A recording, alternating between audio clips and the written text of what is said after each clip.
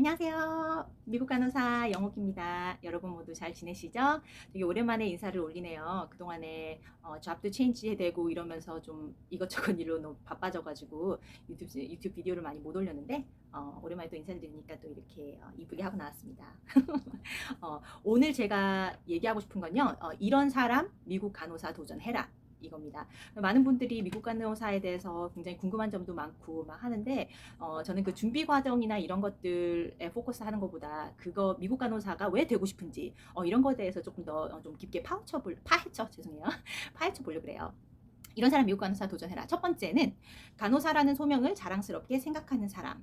그래서 간호사라는 직업 자체가 다른 사람들을 테이크케어하는 직업이잖아요. 그렇기 때문에 그 내가 다른 사람이 좋아지는 걸 도와주는 거기 때문에 그거에 대해서 굉장히 뿌듯한 그 마음을 갖고 계시거나 이런 분들은 간호사의 자질이 있다고 생각이 돼요. 그런 따뜻한 마음만 있으면 무조건 간호사는 될 수 있습니다. 그거를 직업을 컨티뉴 하느냐 아니면 스탑하고 다른 걸 하느냐 하는 거는 본인한테 달려 있겠지만 그래서 학교에서 공부할 때도 간호사가 적성에 안 맞고 하면 안 되니까 피를 봐도 무섭지 않아야 되고요. 많은 학생들이 피를 보는 게 무서운데 간호사 할 수 있나요? 이렇게 질문을 하는데요. 피를 봐도 무서워도 간호사 할 수 있습니다. 매일 피를 보다 보면 흡혈귀처럼 피를 보는 것도 어쩔 때는 이렇게 좀 신날 때가 있어요. 특히 그 아이비 시작할 때 혈관 주사 넣을 때 그 딱 혈관 안에 주사를 딱 넣었을 때 피가 보이는 그 자체가 굉장히 전율감이 있습니다. 왜냐면 이게 혈관 안에 딱 혈관 주사가 들어갔구나 하는 그 느낌이 있기 때문에 그런 게 있습니다. 하여튼 그리고 뭐 해부학 시간에 뭐 해부를 해도 좀 무섭지 않다는가 뭐 해부를 하고 나서 해부학 공부를 하고 나서 뭐 며칠 동안 뭐 그 뭐지 뭐 무서운 꿈에 시달린다거나 이렇게 하면 안 되니까 그런 것들이 적성에 맞지 않는 분들은 좀 간호사 공부를 하는 것보다 좀 다른 게 더 낫지 않을까 그런 레코멘데이션 좀 해드리네요.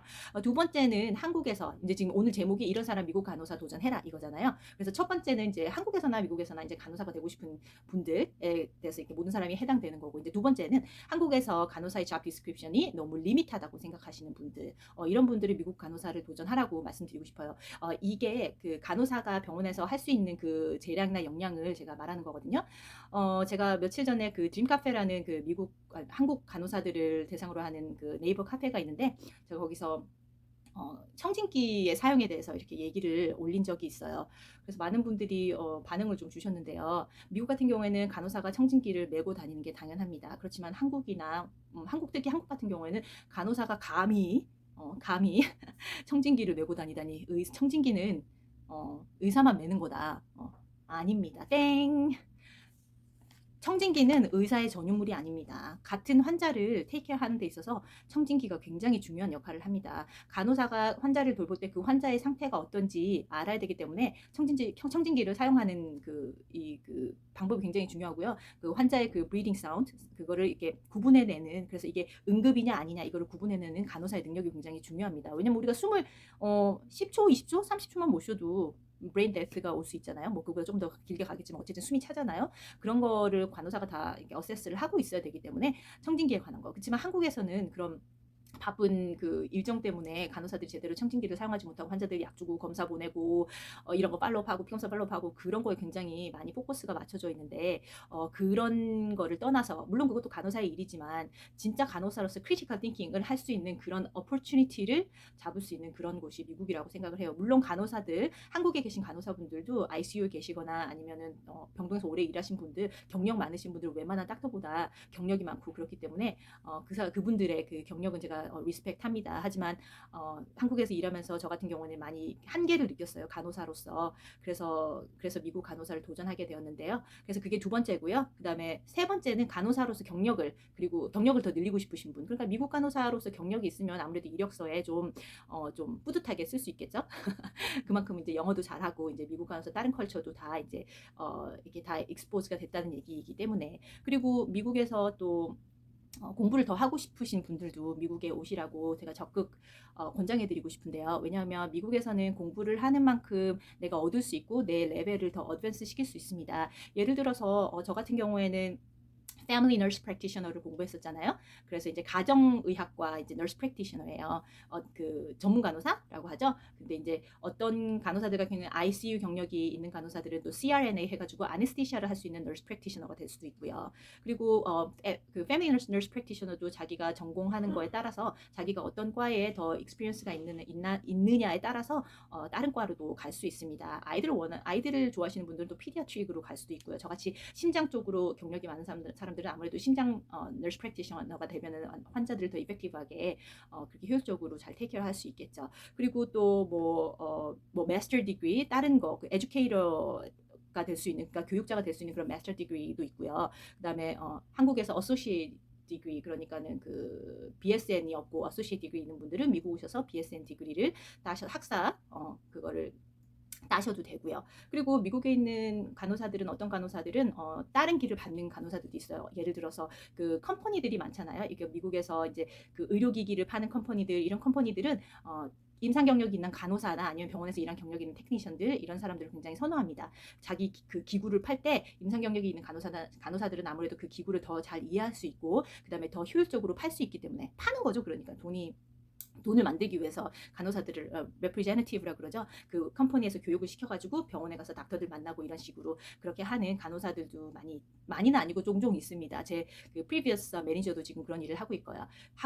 근데 이제 그 어떤 회사에서 지금 일을 하고 계시냐면 버스턴 사이언티픽이라 그래가지고 관상동맥 질환이 있는 분들이나 아니면 신장마비 있는 분들이 병원에 오셔서 coronary artery disease 있으신 분들, 그런 분들 관상동맥 조영술, 그러니까 heart catheterization을 받으시잖아요. 그럴 때 거기 들어가는 게 볼룬, 풍선, 확장술 할 때 쓰는 풍선이나 아니면 스텐트, 그 메tal 스텐트, 그거를 파는 그런 회사들, 아니면은 그 신장마비 환자한테 쓰는 이런 그 볼룬 펌프나 이런 것들을 다 파는 그런 회사들은 그런 캐슬랍이나 이런 쪽으로 카리학 쪽으로 경력이 있는 간호사들을 굉장히 선호하더라고요. 그리고 이제 이거는 뭐 제너럴한 얘기인데요. 새로운 환경에서 그냥 다시 시작하고 싶으신 분들도 언제든지 환영합니다. 어떤 분들은 뭐 내가 나이가 이렇게 되는데 다른 사람들은 뭐 그 나이에 뭐 또 새로운 일을 시작하냐 무슨 고생이냐 막 이렇게 얘기하는데 why not? 왜냐면 인생은 한 번 사는 거잖아요.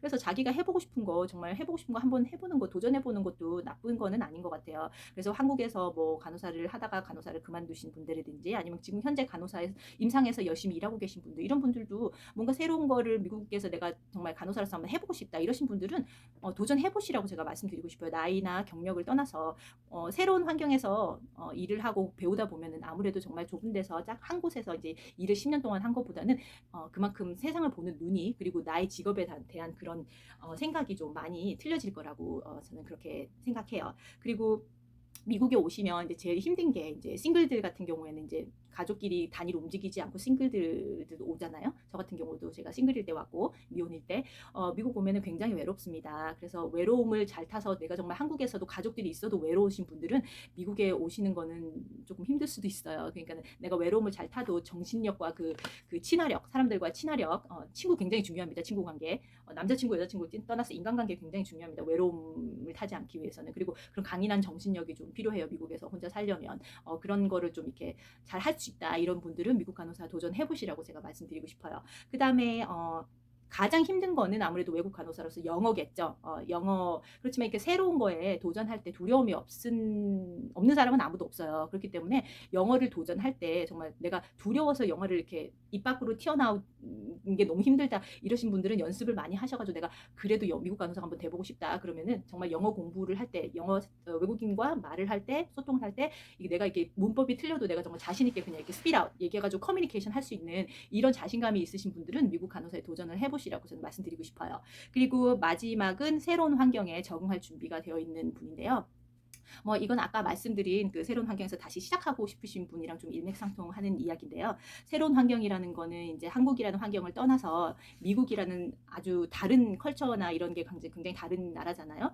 그럼 다른 거를 한번 경험해 보시고 싶은 분들도 미국 간호사에 도전해 보시라고 얘기해드리고 싶어요. 근데 제가 처음에 미국 왔을 때는 미국 컬처에 대해서 전혀 모르고 왔기 때문에 정말 아무 아이디어가 없이 머리가 텅 빈 상태에서 이렇게 왔기 때문에 좀 병원에서 적응하는 게 힘들었어요. 왜냐면은 뭐 한국에서도 뭐 윗 선배님들이나 윗 간호사분들이 이제 후배들을 태우잖아요. 막 이렇게 태운다는 갈굼을 당한다는 얘기를 많이 하는데 후배를 태우거나 그런 건 없습니다. 미국에서는 그런 건 없지만 그래도 인종이 다른 인종들이 다 믹스해가지고 같이 일을 하기 때문에 보이지 않던 보이든 간에 좀 인종끼리 같이 좀 약간 잘 이렇게 에이지언은 에이지언끼리 아시안인은 아시안끼리 그다음에 그 미국 사람들 미국 사람들 약간 그런 게 있는 것 같아요. 특히 백인 간호사들이 많이 일하는 병원 같은 경우는 그런 게 조금 심한 것 같아요. 그 개인주의라고 하죠. 한국 간호사들이 이렇게 굉장히 좀 친화력이 있잖아요. 한국 간호사들끼리 만나면 너무 즐겁고 좋고 이렇지만 미국 간호사들은 좀 개인적인 성향이 많기 때문에 약간 그런 게 이렇게 좀 거리를 두더라고요. 근데 저는 처음에 그걸 몰라가지고 아니 얘가 나를 싫어하나 이런 그런 인상을 받았을 때도 있었거든요. 근데 그게 cultural difference더라고요.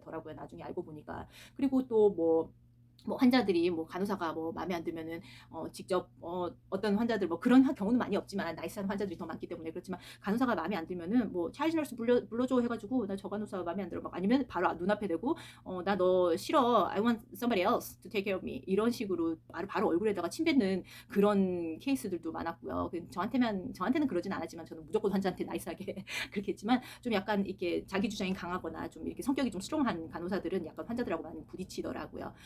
그리고 또 어떤 게 있을까? 새로운 환경.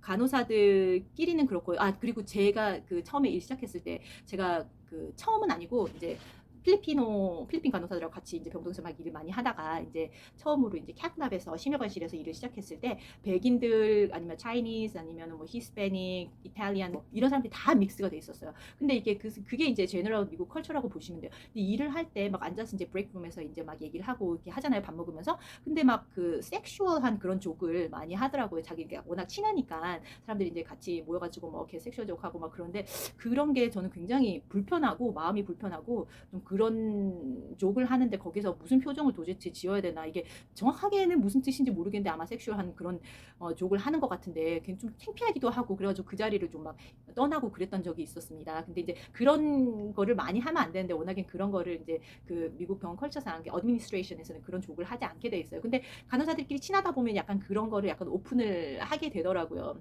그래서 그런 거에 대해서 이제 족을 할 땐 저는 이제 적응이 전혀 안 돼가지고 막 얼굴이 굳어지거나 아니면 그 자리를 떠나거나 그런 적이 있었던 것 같습니다. 하여튼 그거 말고도 이제 컬처럴 샥이 굉장히 많지만 어쨌든 새로운 것에 뭔가 도전한다는 거는 굉장히 어렵고 힘든 일인 거는 분명한 것 같아요. 저도 제 옛날 돌아온 그 과거 기억을 보면 미국이란 나라에 적응하는 것도 그렇고 일하는 것도 그렇고 언어도 그렇고 굉장히 힘들었던 기억이 있는데요. 그 시간을 지나다 보니까 어느새 진짜 미국에서 17년이나 간호사 생활을 하고 있는 아줌마가 되었더라고요. 그래서 여러분께도 좀 지금도 망설이고 계신 분들 미국 간호사가 뭔가 새로운 걸 도전하고 싶은데 나는 미국 간호사가 될 수 있을까 이렇게 막 혼자서 막 고민하시는 분들은 그런 고민을 좀 그만하시고 일단 액션부터 취하시기 바랍니다. 내가 미국 간호사가 되겠다는 그 마음 자체가 하나 있는 것만으로도 이제 이 50%는 이제 밀고 들어가는 거예요. 그러니까는 이렇게 하니까 너무 깡패 같네. 그러니까 50%는 이제 벌써 이기고 들어가는 거기 때문에 그 50%에서 시작하신다고 생각하면은 그렇게 어렵지 않습니다. 0부터 시작하는 게 아니에요. 50%꼭 기억하시고 다른 궁금하신 거 있으면은 저한테 DM 주셔도 되고요. 그리고 간호사들에 대한 인식이 미국에서는 굉장히 좋기 때문에 새로운 환경에서 적응하면서 또 미국 사람들이 미국 환자들이 간호사들을 어떻게 대하는지 그런 것도 또 경험해 보시고 하여튼 도전해 보시라고 저는 말씀드리고 싶어요. 저는 처음에 미국 올 때 친척들이 이제 28살 때 미국 왔으니까는 친척들이 다 이제 뜯어 말렸죠. 결혼해야 되는데 가정을 꾸려야 되는데 어딜 가냐 정신 차려라 막 그랬지만 저는 한국에서 전혀 길이 보이지 않았고 그래서 미국행을 어쩔 수 없이 선택을 했지만 그래도 후회는 없습니다. 왜냐면 그만큼 제 눈이 이렇게 넓어졌어요. 물론 쌍꺼풀 수술을 예전에 했었지만 그래서 여러분께도 이제 이렇게 도전하라는 말씀을 드리고 싶어요. 젊었을 때 도전하면 그리고 모를 때 도전하면 더 마음이 편합니다. 너무 많이 알 필요도 없어요. 그러니까 어느 정도 적당하게 미국에 대해서 아시는 거는 좋지만 너무 딥하게 들어가면은 오히려 도전 정신보다 이 두려움이 더 올라가는 그런 역현상이 일어나니까 그렇게 하지 마시고요. 일단 제가 말씀드린 대로 이제 마음을 결정하셨으면 이제 차근차근 도전해 보시기 바랍니다. 제가 항상 힘들 때 생각하던 구절이 있네요. 준비하는 자에게는 기회는 반드시 온다. 그 말씀을 드리면서 오늘 비디오는 이렇게 마치도록 하겠습니다. 감사합니다.